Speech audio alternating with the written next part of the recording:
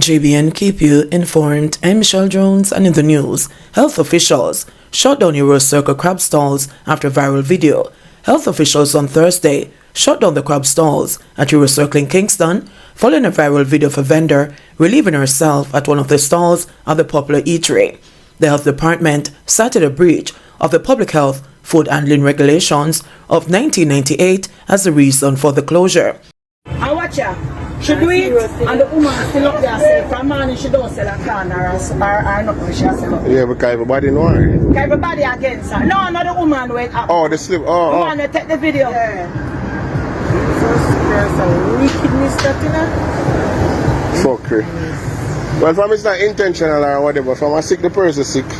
Yeah, I have to do yeah, you don't have to do that. From I sick the person sick, you don't have to do that.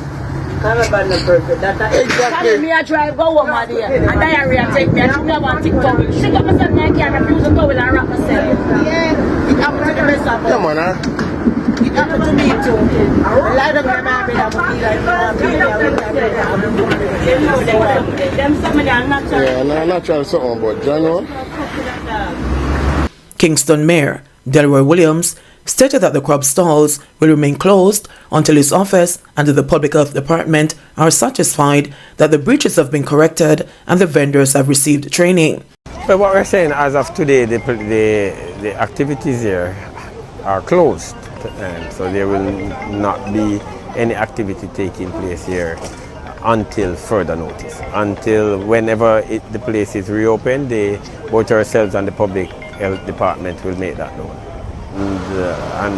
But generally the approaches, then we will look forward to see how the breaches can be corrected and how and to apply the necessary training until we are satisfied that the training will take effect and that persons will abide by the food handler training and protocols. The health department has also posted a sign advertising the closure notice with a warning that should anyone remove the sign or convince another person to do so, a fine of no more than $1 million or a prison term not exceeding 12 months will be handed down upon conviction. There should be no commercial operation during the period of closure. Also, any person who enters such premises when it is ordered closed commits a breach, the notice read. BB Cook student knocked unconscious in school beating, feeling better, says Williams. Education Minister Favour Williams says 14-year-old Jahim Coleman, the BB Cook High School student who was beaten unconscious by a schoolmate, is up and feeling better. Jahim has been hospitalized since the incident on September 28. Williams gave the update this afternoon in a post on X, the social media site formerly Twitter. As you can see, Jahim is up and feeling better. We give thanks for this. He was able to collect his laptop. His aunt was very happy. Thanks again to PM, Dr. Tufton, and the entire MOHW, the 5 friends, and all Jamaicans who prayed and hoped for his full recovery, she said. Williams also shared photographs of Jahim hugging her and receiving his gift. Earlier this week, Jahim's 5 schoolmates, who carried him through the town of Junction, St. Elizabeth, to a doctor, met with Prime Minister Andrew Holness at Jamaica House. He presented them with a citation and a laptops. The incident has sparked public outrage. It's alleged that Jahim and other students were collecting their phones from a security post at the St. Elizabeth Bay School when Jahim reportedly stepped on another boy's shoes. The boy reportedly punched him several times in the face, causing him to fall to the ground. He lost consciousness but was reportedly further kicked. The alleged attacker, a 16-year-old grade 11 student, has been charged with assault occasioning grievous bodily harm. He was granted bail on Monday. Yesterday, the St. Elizabeth Parish Court ordered that medical evaluation of the student be done. St. Richard's Infant School principal targeted in gun attack off Red Hills Road. Gunmen reportedly made an attack on the life of a school principal on Sunrise Crescent off Red Hills Road in St. Andrew on Thursday morning.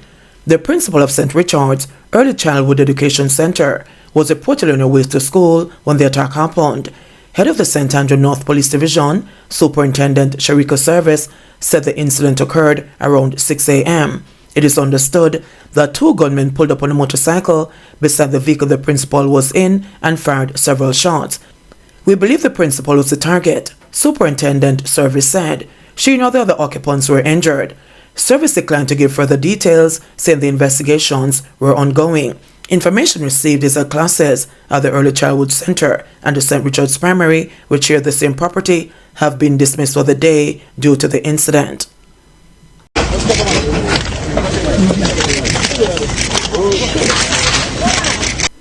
One person feared death in Ravine crash.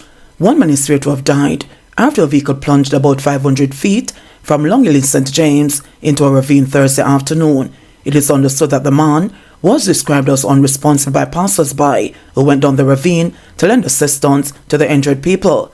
When passers-by climbed down the steep, heavily vegetated mountainside to help pull the injured people clear the Toyota Hiace bus, they discovered that students suffering from injuries were among them.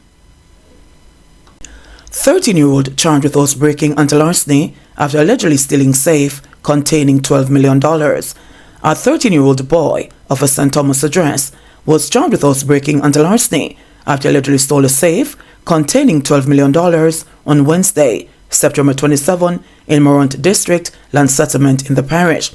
Reports from the Morant Bay Criminal Investigations Branch are that the teen allegedly used a hacksaw blade to cut the lock on the veranda grill, gained entry to the house, where he ransacked several areas of the house.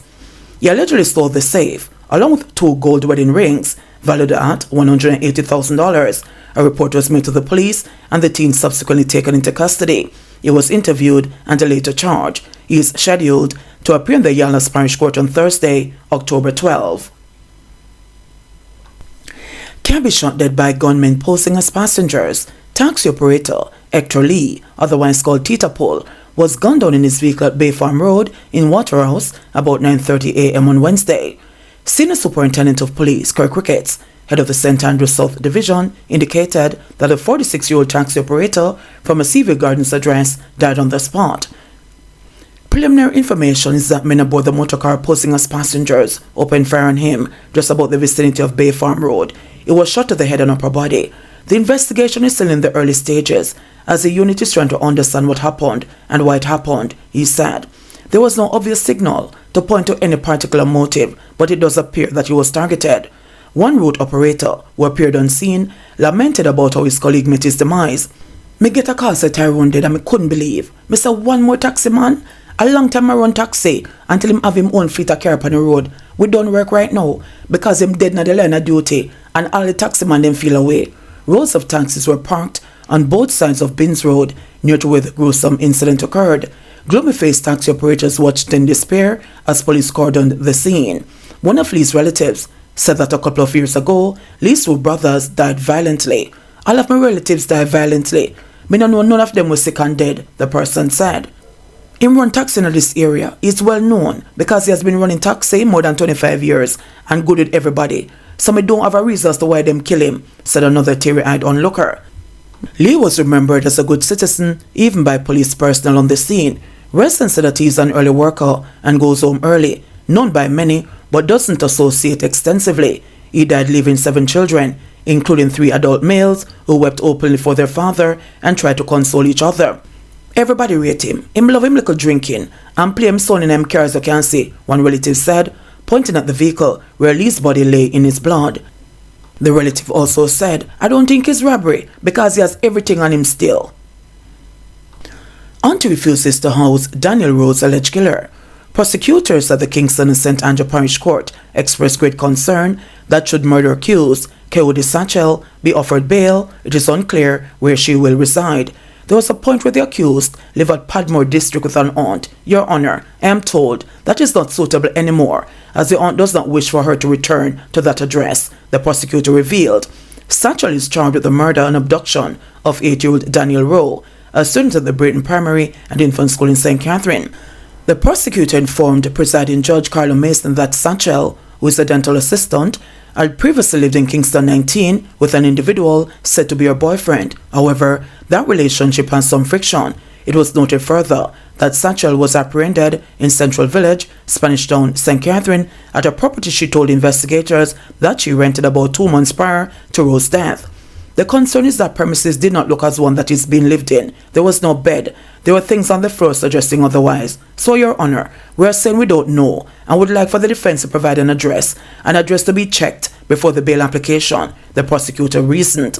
The concerns of the prosecutor were leveled before the presiding judge on Wednesday when a bail application was expected to be heard. However, due to the absence of Satchel's criminal records, the application could not be heard. Prosecutors have contended that the accused woman's criminal records are of great importance at the bail hearing, as there's a possibility she may have been arrested previously.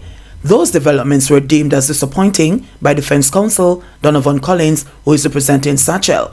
I'm a bit concerned that the records are not here today, and I'm disappointed that we are here today to make an application for bail, and as such, Ms. Satchel will have to go back in custody without even a bail application being heard, Collins argued.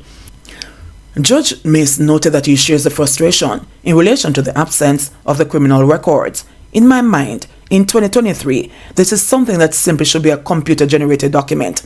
It is simply the printing of documents that already exist. Unfortunately, we are living in the land of Kingston, the presiding judge added. October 11 was agreed for a bail application to be heard, as police confirmed that the criminal records will be available by then. Prosecutors are awaiting the ID booklet from the identification parade, which also should be available at the next court date. Beachy Stout's right-hand man came clean after talk with Prophetess. Portland businessman Everton McDonald's right-hand man on Tuesday claimed he decided to come clean after initially lying to the police after the murder of his ex-boss's wife after speaking with his prophetess. The witness, who previously testified that he and McDonald shared a father-son relationship, disclosed on Tuesday that he was arrested on charge less than a month after the July 2020 murder of Tony McDonald. However, he said that after months of going to court, he decided to tell the truth and pleaded guilty to throwing away evidence and was given a 2-year sentence. He later admitted under cross-examination by McDonald's lawyer, Christopher Townsend, that he lied in the first statement, but a deal was struck when he gave a second statement to the police and was offered a 3-year suspended sentence instead for pleading guilty to accessory to murder. So you pine past somebody and get away scot-free? The lawyer asked. I spent some time in prison, the witness replied before adding, I wasn't on the road. I was locked up in my house out of fear because of him. Justice Chester Stamp quickly intervened and told the witness to confine himself and not to mention anything about fear. Tonya was found dead with her throat slashed in her car, which had been set ablaze, along a deserted road in Sherwood Forest in Portland on July 20, 2020. McDonald and his co-accused, Oscar Barnes, are currently on trial in the Home Circuit Court for the murder of the 32-year-old businesswoman. Continuing his evidence, the witness claimed he destroyed most of the phones and burnt towards sea, where he was also instructed by the businessman to discard a gun. The witness also claimed that after coming clean, he showed the police where he had burnt the phones and where he threw away the gun. He said he also showed them where he went to pick up a gun at a nightclub and a location where he had returned another that was malfunctioning. When asked why he decided to go to the police, he said it was after his prophetess told him something. However, he was instructed by the prosecutor not to repeat what the prophetess had said. Following his evidence, Townsend took him to task over his admission that he had lied to the police. So you sent 24 pages telling a lie in the first statement? Townsend asked. Yes, the witness replied. So therefore you're a liar? Townsend continued. No, the witness answered emphatically while shaking his head. The lawyer suggested to the witness that he lied in his second statement to save his skin, but this was denied by the witness. The witness admitted during the cross-examination that he told the police that Minot and Antonio were selling drugs together. He also acknowledged that he told police in his second statement that he was given the phones and gun to discard a week before Antonio was killed, but insisted that it was an error. Do you even know what the truth is? Townsend pressed.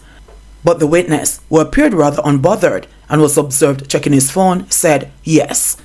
JBN will keep you informed. Please remember to subscribe, like, share, leave us a comment, and click the notification bell to receive our daily news items.